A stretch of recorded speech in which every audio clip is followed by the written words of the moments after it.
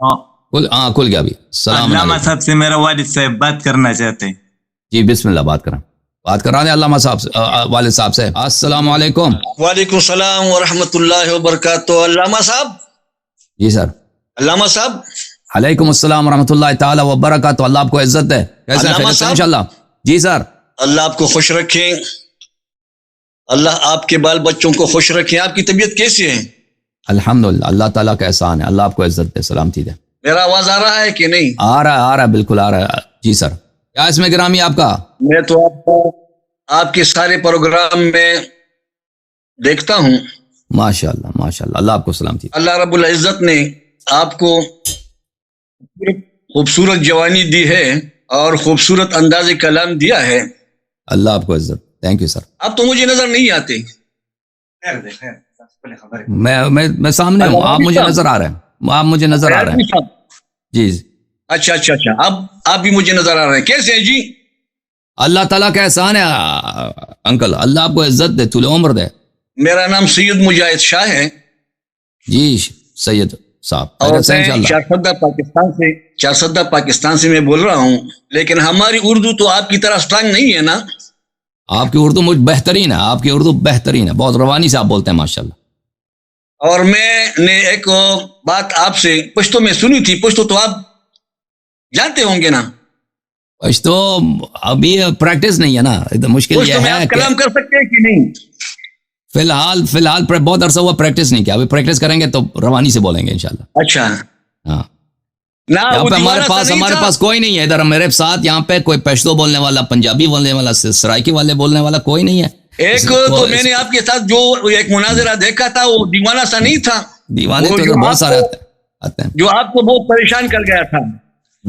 آپ کو یاد ہے وہ دیوانہ سا نہیں ہے, دیوانہ مولانا صاحب ایک تھا. پاگل مولوی بہت ہیں. آپ کو بھی بہت پریشان کر گیا تھا. ہاں وہ وسیم کی بات کر رہے ہیں. وسیم وہ پاگل تھا بالکل. مفتی وسیم صاحب لاہور کے. علامہ صاحب.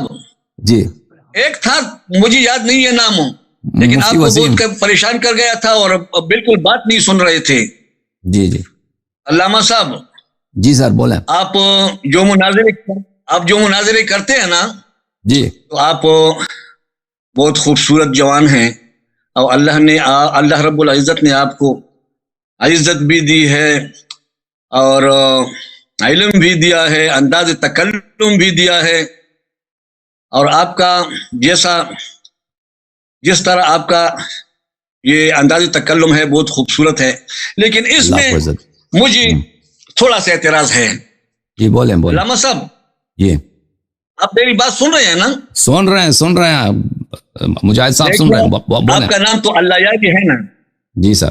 آپ کا نام اللہ یاری تو ہے نا؟ جی سر اللہ یاری نام ہے. تو اللہ یاری کی معنی ہے اللہ سے یاری کرنے والا. انشاءاللہ. تو آپ کبھی کبھی ایسا کریں کہ ذرا گزارا کریں. جو بڑے بڑے اکابرین ہیں نا.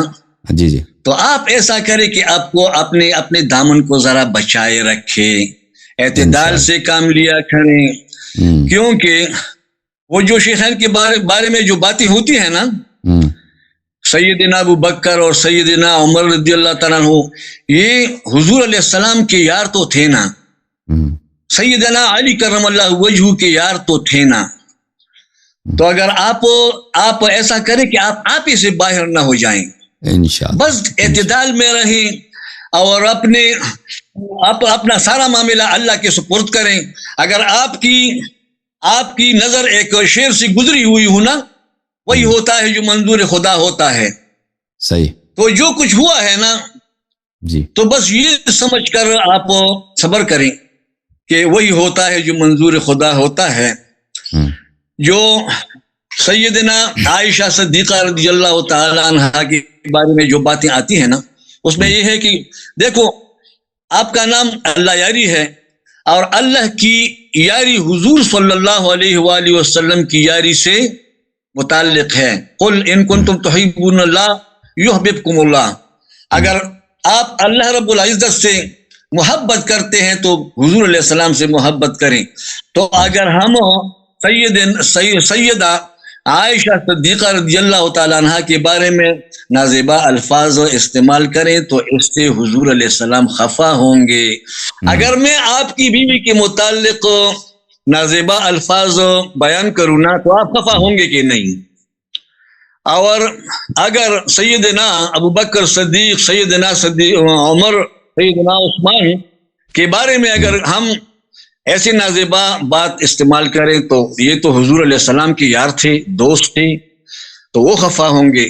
تو ایسا کرے کہ ذرا اعتدال میں رہیں اور بس اللہ پر بھروسہ رکھیں. جو کچھ ہوا ہے، حضور علیہ السلام اچانک تو نہیں مر گئے تھے، کوئی ایکسیڈنٹ میں تو نہیں مر گئے تھے کہ ہمارے لیے خلیفہ بنانے کا معاملہ اس نے حل نہ کیا، بلکہ حضور علیہ السلام کے پہلے سے تعامل آنے پر لوگوں کا اعتبار ہو چلا تھا کہ ہمارا خلیفہ کون ہوگا.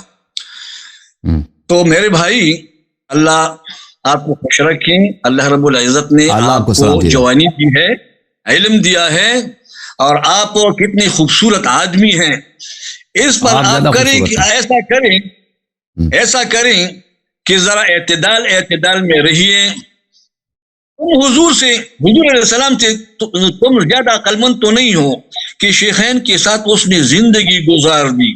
ایک انگریز ڈرائیور کے ساتھ جا رہا تھا کراچی میں. بات آ رہی ہے نا؟ آ رہی جناب. تو وہ ڈرائیور اپنی گاڑی کو ریورس کر رہا تھا. تو انگریز نے کہا کیوں؟ وہی سامنے سے جلوس آ رہا ہے، شیعوں کا جلوس آ رہا ہے. صحیح. تو انگریز نے کہا کیوں؟ وہی حضور علیہ السلام کا نواسا مر گیا ہے.